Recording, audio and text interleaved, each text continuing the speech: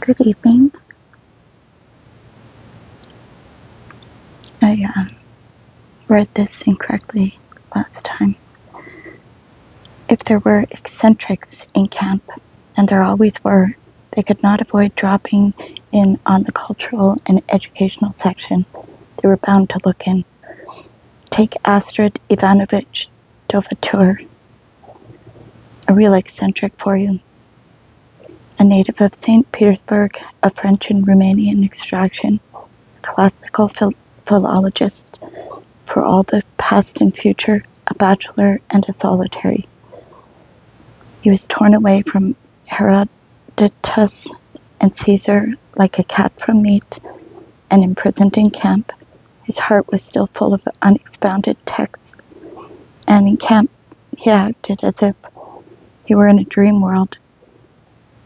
He would have been finished off in the first week, but the doctors provided him with protection and set him up in the enviable position of medical statistician, and in addition, not without benefit to the freshly recruited camp medical assistants, Dovatur was instructed to give lectures twice a month. This was in camp, and they were in Latin. Aristide Ivanovich stood at a small blackboard, and glowed just as in his best university years. He wrote down strange columns of conjugations which had never ever loomed before him. Which had never ever loomed before the eyes of the natives. And at the sound of the crumbling chalk, his heart beat voluptuously. His life was so quiet and so well set up, but disaster crashed on his head too. The camp chief considered him a rarity, an honest person, and he named him manager of the bakery, the most lucrative of all camp positions. The man in charge of bread was in charge of men's lives. The road to this position was paved with the bodies and the souls of camp inmates, but few got there. And then there, this position fell from the heavens to Dovatur, who was crushed by it. For 1 week he went about like a person condemned to death. Even before taking over the bakery, he begged the camp chief to have mercy on him and to allow him to live, to keep his Latin conjugations and an unconfined spirit. And pardon came. A routine cook was named manager of the bakery. And here's another eccentric who was always in the cultural and educational section after work. Where else would he be? He had a big head and large features suitable for theatrical makeup, easily visible from far away. He had particularly expressive bushy eyebrows, and his look was always tragic. From a corner of the room, he looked in dispiritedly on our skimpy rehearsals. This was Camille Leopoldovich Gontour. In the first years after the revolution, he had come from Belgium to Petrograd to create a new theater, and a theater about the future. Who then could have foreseen how this future would go, and that the theater directors would be arrested? Gontour fought both world wars against the Germans, the first in the West and the second in the East, and now he had been pasted with a tenor for treason to the motherland. Which one and when? But of course, the most noticeable people in the cultural and educational section were the artists. They were the head men there. If there was a separate room, it was for them. If anyone was permanently released from general work, it was invariably they. All of the servitors of the Muses, only they created real values, values you could feel with the fingers, hang up in apartments, sell for money. They did not, of course, paint their pictures out of their own inspiration. No one asked that of them, for how could a good painting come out of the head of a 58. They simply painted big copies from postcards, some of them with a system of small squares and some without, and you couldn't find a finer piece of aesthetic merchandise in the entire taiga and tundra backwood. Just go ahead and paint, and we'll know where to hang it, even if we don't like it right away.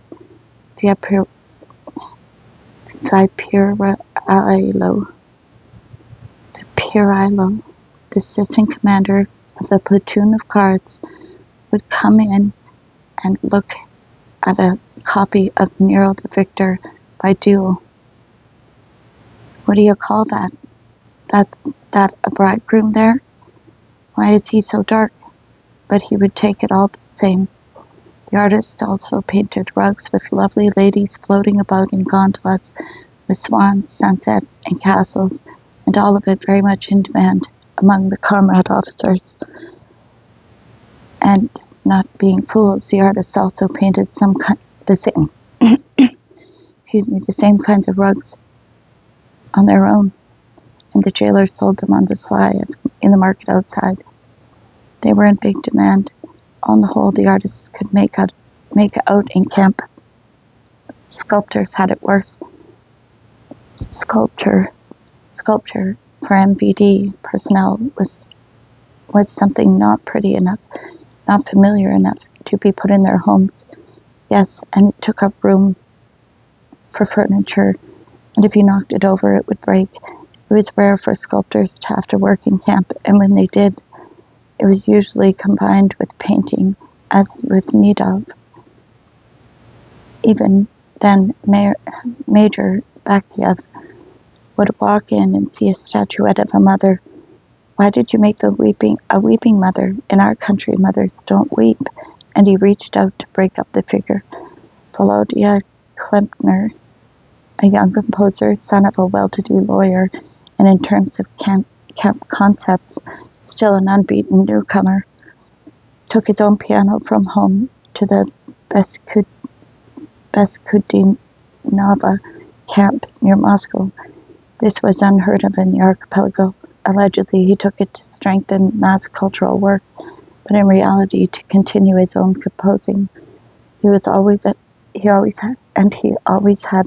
the key to the camp stage, and after taps, he would play there by candlelight. The electricity had been shut off. Once he was playing there, like that, writing down his new sonata, when he jumped at a voice behind him. It's shackles. Your music smells of. Klempner jumped up from the wall where he had stood, concealed a major, the camp chief, an old Chekist, advanced on the candle, and behind him his immense black shadow grew. Now the major understood why this deceiver had sent for his piano.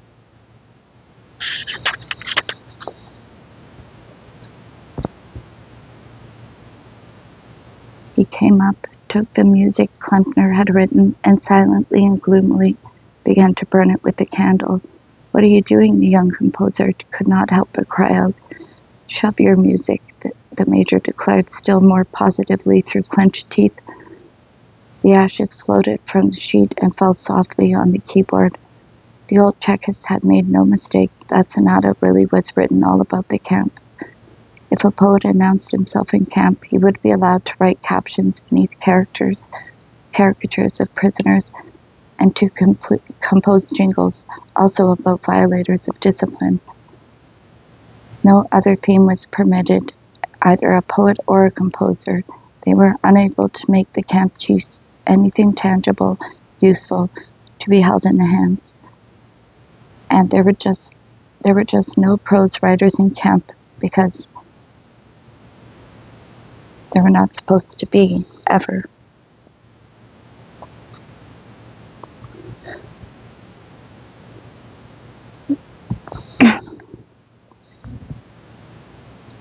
When Russian prose departed for the camps, wrote B. Slutsky, it departed and it never returned. It departed and it never emerged.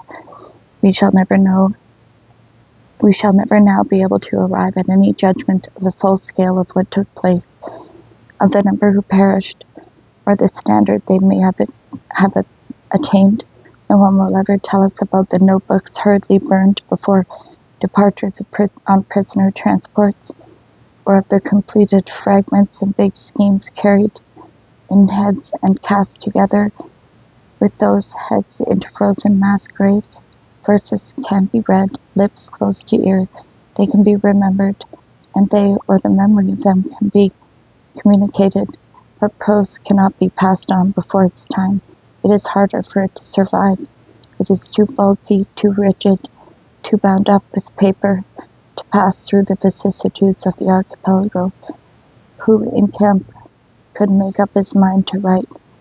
As Averbakh wrote, and his writings got to the Godfather, and on the ricochet he got 25 years.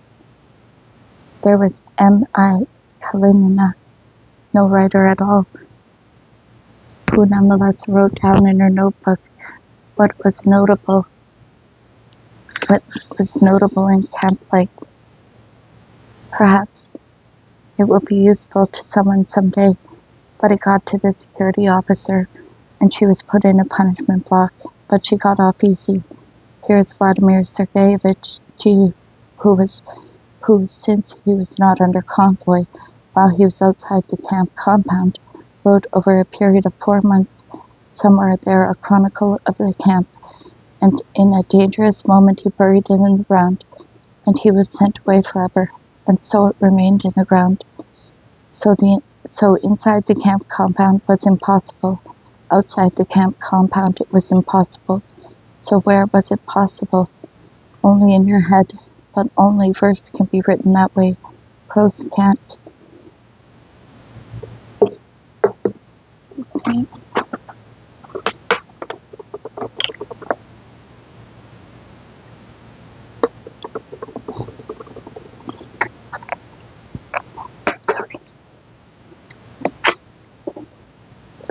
Sorry. Excuse me. It is impossible to estimate, by extrapolating from the few who survived, how many of us servitors of Cleo and Calliope perished. Calliope? Because we too had no likelihood of surviving. Going back over my own camp life, for example, I see that I was certain to die in the archipelago, or else so to adapt myself in order to survive that even the need to write would have died. I was saved by a secondary factor, mathematics, and how could you take that into account in your calculations? From the 30s on, everything that is called our prose is merely the foam from a lake which has vanished underground. It is foam and not prose because it detached itself from everything that was fundamental in those decades. The best of the writers suppressed the best within themselves and turned their back on the truth. The only way, and only that way, did they and their books survive, and those who could not renounce profundity, individuality, and directness inevitably had to lay down their heads during those decades, most often through camp, though some lost theirs through reckless courage at the front. That's how our prose philosophers went beneath the ground, our prose historians too, our lyrical prose writers, our prose impressionists, our prose humorists, and yet at the same time the archipelago provided a unique, exceptional opportunity for our literary and perhaps even for our literature and perhaps even for world literature. It is this unbelievable serfdom in the full flower of the 20th century, this one and only and not at all redeeming sense in this open to writers a fertile though fatal path. Millions of Russian intellectuals were thrown down there, not for a joyride, to be mutilated, to die, without any hope of return, for the first time in history, Such a multitude of sophisticated, mature, and cultivated people found themselves not in imagination, and once and for all, inside the pelt of slave, serf, logger, miner. And so, for the first time in world history, on such a scale, the experience of the upper and the lower strata of society merged. That extremely important, seemingly transparent, yet previously impenetrable partition preventing the upper strata from understanding the lower, pity now melted.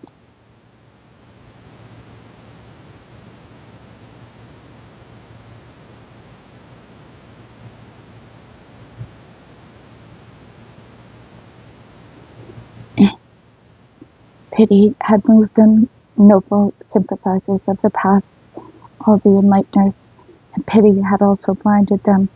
They were tormented by pangs of conscience because they themselves did not share that evil fate.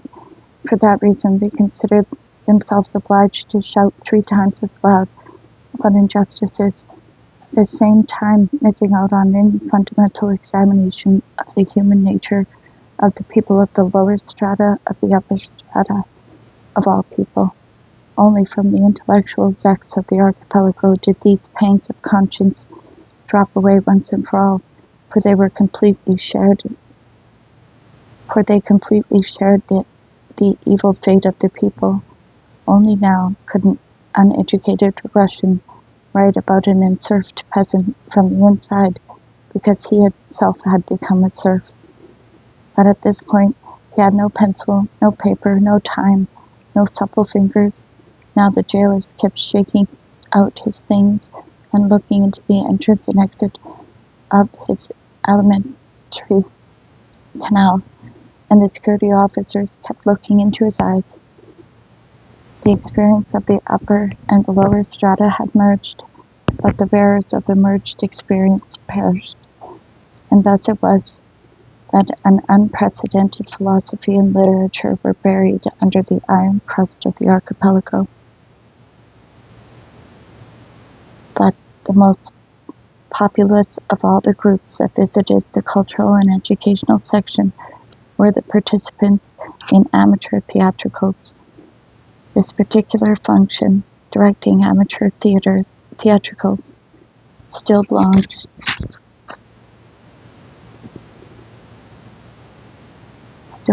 to the aged and decrepit cultural and educational section, just as it had when it was young and vigorous. On individual islands of the archipelago, amateur theatricals rose and disappeared in alternating ebb and flow, but unlike the tides of the sea, this did not take place with regularity, but in fits and starts for no reason, known to the chiefs, but not to the sects, and perhaps because of the chief of the cultural and educational section because the chief had to make a mark in his report about once every 6 months, and perhaps because they were expecting someone from up top. Here is how it was done at the remote camps. The chief of the cultural and educational section, who was never ordinarily seen in a camp compound anyway, everything being managed for him by a prisoner instructor, would summon an accordionist and tell him, "Here's what, round up a choir and see to it that it performs in a month's time." But, Citizen Chief, I don't read notes. My dad played the accordion beautifully. What the hell do you need with notes? You just play a song everyone knows and let the rest sing along. And so the recruiting of a choir was announced, sometimes along with a dramatic group. Where were they going to practice? The cave at the cultural and educational room was far too small for this. They needed a more spacious one. And of course, there was no club room at all. Ordinarily, the usual domain for this was the camp mess halls, constantly stinking with the steam from gruel, the odor of rotten vegetables and boiled cod. One On one side of the mess halls was the kitchen, and on the other side, either a permanent stage or a temporary platform. After dinner, the choir and the dramatic circle assembled here. The surroundings were like those in the drawing by A.G. This illustration here. Except that the artist had depicted not their own local amateur stage group, but a touring cultural brigade. The last dishes are about to be gathered up, and the last layers are about to be kicked out, and then the audience will be let in. The reader can see how cheerful the surf actresses are. How it's one to coax the Zex to join in the amateur theatricals. For out of perhaps 500 prisoners in the compound, there might be 3 or 4 genuine amateur singers. So how is one to put together a choir? Well, the main bait in mixed camp compounds lay in encounters at the choir. Let's take a look at illustration number 39.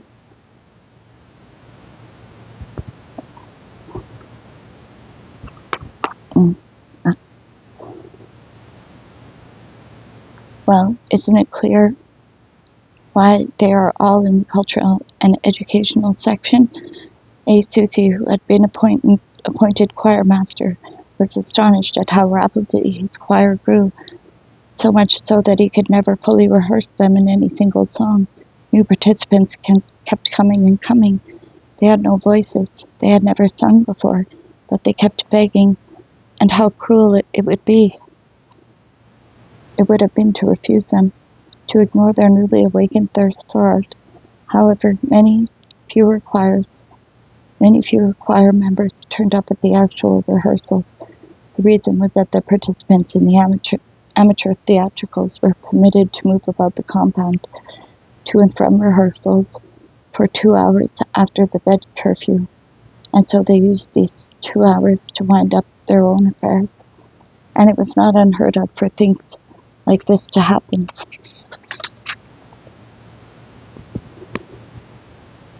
Just before the performance of the only bass in the choir would be sent off on a prisoner transport, the transports were handled by a different department than the performance, or the choir master, the name Susi, was summoned by the chief of the cultural and educational section and told, "We very much appreciate that you have worked so hard, but we can't let you perform at the concert because a 58 doesn't have the right to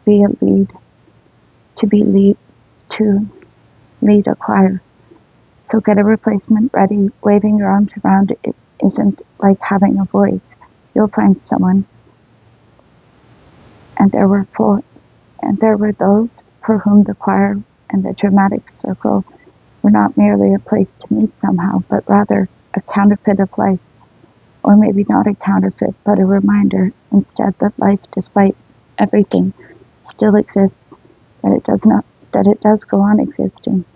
From the warehouse, they would one day bring rough brown wrapping paper from cereal stacks, and it was handed around to write parts on. A time-honored theatrical procedure, and then, too, there was the distribution of roles and the consideration of who would be kissing whom in the play, who would be dressed in what, how to make up, how interesting it would look. On the night of the performance, one could take a real mirror in one's hand and see oneself in a dress from freedom and with rouged cheeks. It was very interesting to dream about all that, but good Lord, the plays. What kinds of plays they had here. The special collections inscribed for use inside GULag only. Why only? Not both for freedom and also GULag, but instead only inside GULag. What is really meant was that it was such twaddle, such pape swill, that out in freedom they wouldn't swallow it. so pour it over us. The stupidest and the least talented writers deposited their most loathsome and rubbishy plays here. And if anyone wanted to put on a farce by Chekhov or something else, where was he supposed to find that play? It could not be found even among the free people in the whole settlement. And what the camp library had was Gorky, and even the pages had been torn out to old smokes. If I can find that in illustration 39.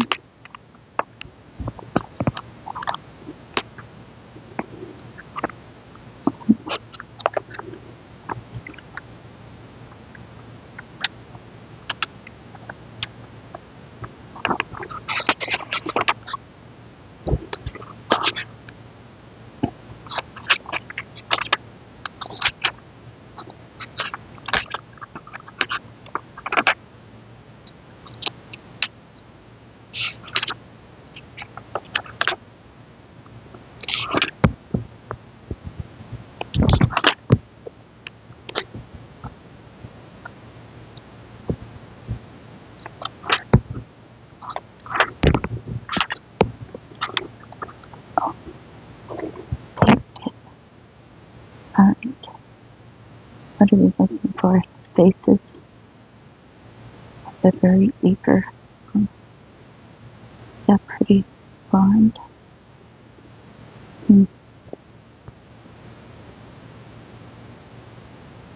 Propaganda brigade. Oh, thank you for listening. Have a great day.